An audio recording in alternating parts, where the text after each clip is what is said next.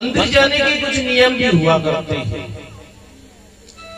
देखिए, मंदिर में सबसे पहले प्रवेश जब हम करते हैं तो सबसे पहले क्या होता है,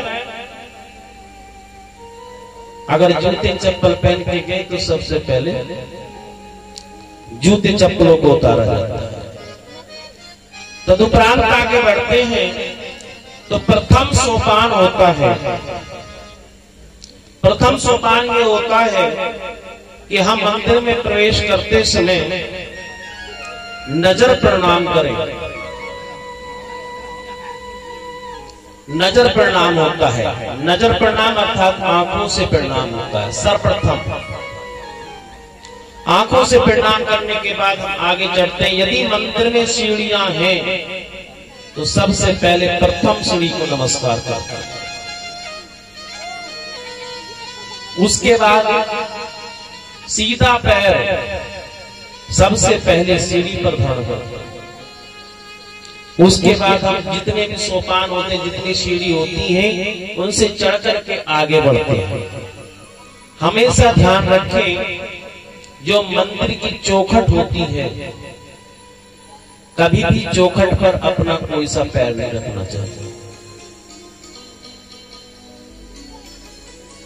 चौखट पर पहुंच करके हमको माथा टेकना चाहिए। चौखट माथा टेकने के लिए होती है, पैर रखने के लिए नहीं।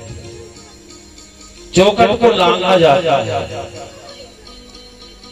शास्त्रों में तो यहां तक नियम आया है कि हमें घर की चौखट पे भी पैर नहीं रखना चाहिए।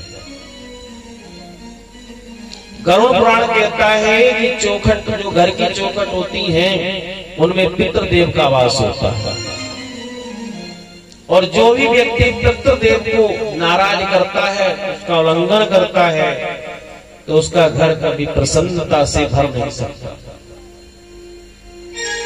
मंदिर में चौखट पे जाकर के माथा टेकी, उसके बाद घंटा बजाइए। घंटा बजाने के लिए आगे घंटा बजा करके आगे बढ़े। आगे बढ़कर फिर जो भी देवी देवता हैं, उनके नियम अनुसार उनकी पूजा करें, क्योंकि सभी देवी देवताओं के नियम अलग अलग होते हैं। ऐसा नहीं कि अगर माने भोले बाबा हैं तो उनके लिए एक लोटा जल ले गए, तो माता गोरा है तो उनके लिए भी एक लोटा जल ले गए।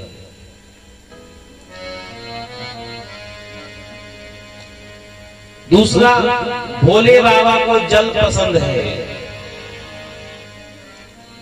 अगर हम भोले बाबा की बात करें तो भोले बाबा को जो जल चढ़ाया जाता है, तो ज्यादातर लोग गलती करते हैं कि उत्तर मुख करके जल चढ़ाते हैं, कि उत्तर को मुख करा और जल चढ़ा दिया सीधा। भोले बाबा को कभी भी सीधा धार बना करके जल नहीं चढ़ाया जाता है। ये विष्णु पुराण कहते हैं। भोले बाबा के लिए शिवलिंग निर्धारित किया जाता है, और शिवलिंग में पूर्व दिशा में गणेश जी का वास होता है, पश्चिम दिशा में कार्तिकेय का वास होता है, जल लहरी में सर्प का वास होता है, और शिवलिंग के पृष्ठ भाग में अर्थात दक्षिण की दिशा मां गोरा पार्वती का वास होता है। तो सर्वप्रथम हमको गणेश जी को जल चढ़ाना चाहिए, उसके बाद कार्तिकेय को जल चढ़ाना चाहिए, उसके बाद जो सर्प जल लहरी होती है उसमें जल चढ़ाना चाहिए, उसके बाद सर्प जल लहरी से घुमा करके तब दक्षिण दिशा में जो गोरा पार्वती का भाग है वहां पर जल चढ़ाना चाहिए। उसके बाद शिवलिंग पे जल चढ़ाया जाता है। अगर इस नियम से आप जल चढ़ाएंगे तो भोले बाबा आपकी बहुत शीघ्रता से सुनेंगे। और हमेशा याद रखें, अगर मान लीजिए मां भगवती का दरबार है और अगर आप जल ले जा रहे हैं, तो मां भगवती को जल से कभी स्नान नहीं किया जाता। बहुत से क्या करते हैं, जैसे मैंने चामुंडा मैया होती है ना, मां भगवती का दरबार होता है, तो जल भर के कोई बाल्टी भर के ले जाता है, कोई लोटा भर के ले जाता है, और क्या करते हैं, सीधा सीधा ऐसे नहा देते हैं।